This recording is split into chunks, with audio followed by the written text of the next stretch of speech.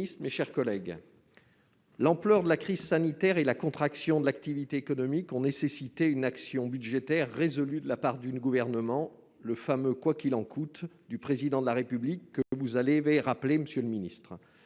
Les conséquences de la crise de la covid-19 sur nos finances publiques sont inquiétantes. La dette publique pourrait atteindre plus de 120% du PIB à la fin de l'année. La Commission européenne a réagi avec célérité en mars 2020 en suspendant ce qui a longtemps été considéré comme une sacro-sainte règle, le niveau maximal d'endettement à 60% du PIB. Pourtant, ce seuil a été largement franchi sans que les marchés financiers ne s'affolent grâce à l'action expansionniste de la Banque centrale européenne. Les chiffres nous auraient horrifiés avant la crise, mais partout au sein de la zone euro, cette ligne rouge a été franchie afin de profiter au maximum des marges de manœuvre budgétaires et relancer l'activité économique. Cette dégradation de la situation de nos finances publiques doit être temporaire et, vous l'avez dit, le retour à la croissance devra nous permettre de rembourser la dette.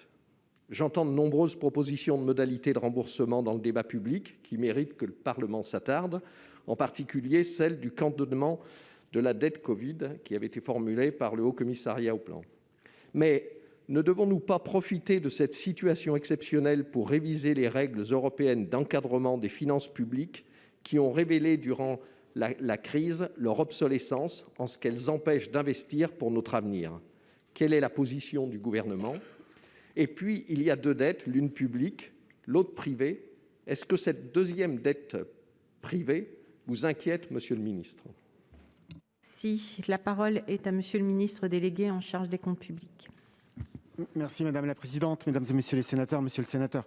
Je partage très largement le sens de votre question et les remarques que vous avez faites. Vous avez indiqué à juste titre que si nous avons connu et si nous connaissons aujourd'hui cette capacité à faire face à la crise en mobilisant des crédits à une hauteur que nous n'avions jamais mobilisée, c'est parce que nous sommes en capacité d'emprunter sur les marchés dans des conditions qui sont extrêmement favorables à la France. Nous veillons avec Bruno Le Maire, par l'ensemble des actions que nous mettons en œuvre, à préserver cette crédibilité sur les marchés pour garantir la qualité de la signature française.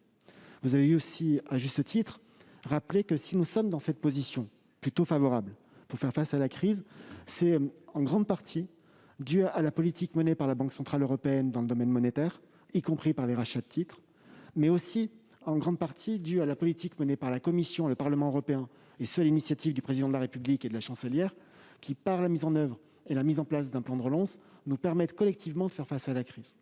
Nous sommes à un moment, sur la scène européenne, où la priorité absolue est donnée à la mise en œuvre du plan de relance. Vous savez combien il a été difficile de convaincre l'ensemble des partenaires. Monsieur le ministre de l'économie pourrait en témoigner très directement. Et nous travaillons aujourd'hui avec la Commission, nous échangeons sur les modalités de mise en œuvre, les modalités de décaissement pour évoquer les choses le plus clairement possible, et la préparation des différents plans de relance et des plans de résilience que chacun des États doit présenter devant la Commission dans les prochaines semaines. Nous avons cet objectif majeur qui est de mettre en œuvre le plan de relance à l'échelle européenne. Nous avons des objectifs politiques majeurs aussi, qui consistent notamment à acter les décisions de la Commission et du Conseil des chefs d'État et de gouvernement en matière de ressources propres pour l'Union européenne. Et ensuite viendra le temps du débat sur les indicateurs. Aujourd'hui, nous sommes dans une période, vous l'avez rappelé, au cours de laquelle il a été décidé de suspendre temporairement l'application d'un certain nombre de dispositions. Nous préférons faire les choses dans l'ordre, si je puis dire, garantir la réponse à la crise, garantir le décaissement du plan de relance et ensuite aborder ce débat sur les indicateurs, et nous y participerons avec vous. Merci. Monsieur Fialaire, vous avez 45 secondes pour la réplique. Oui, monsieur le ministre, j'ai bien entendu votre réponse.